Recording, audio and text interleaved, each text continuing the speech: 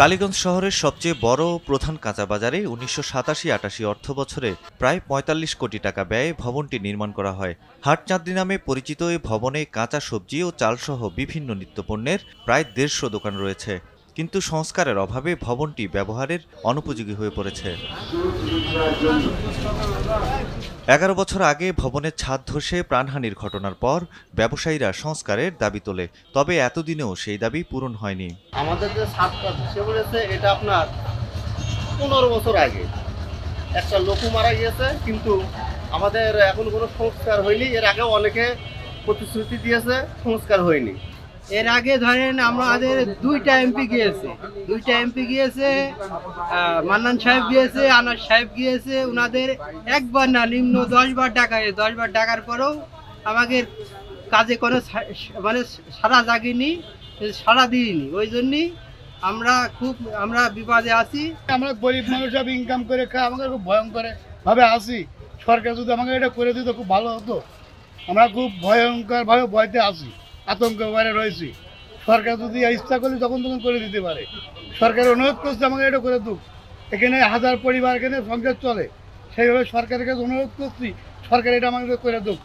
এই জায়গায় আমরা দোকানদারি অনেক সময় টেনশনে যাই, কখন ভেঙেছিল পড়ে যায়।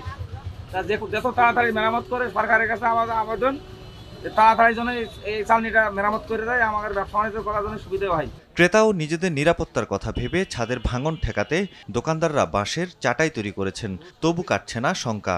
সাবেক এমপি সাহেব যখন ছিল আমরা তাদের কাছে বলেছি, তারপরে টিওনো মহোদয়, এসি ল্যান্ড,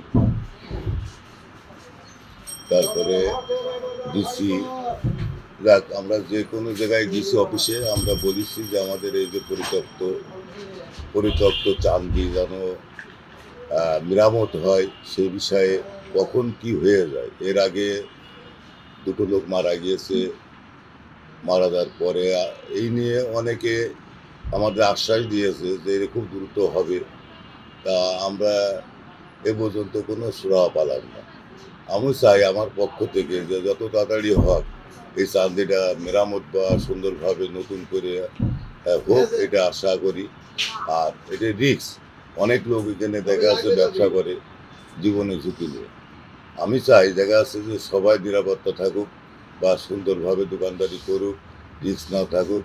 আমরা অতি দ্রুতর সাথে এটা দেখা যাচ্ছে যে কর্তৃপক্ষ, আমরা আশা করি তারা একটু খেয়াল করবে বা দেখা যাচ্ছে এটা করার চেষ্টা করবে। কালীগঞ্জ পৌরসভার নথিপত্র বলছে, ভবনটি ভেঙে পুনর্নির্মাণের জন্য ২০১৩ সালে মন্ত্রণালয়ে বরাদ্দ চেয়ে চিঠি দেওয়া হয়েছিল, তবে বরাদ্দের অভাবে কাজ শুরু করা যায়নি।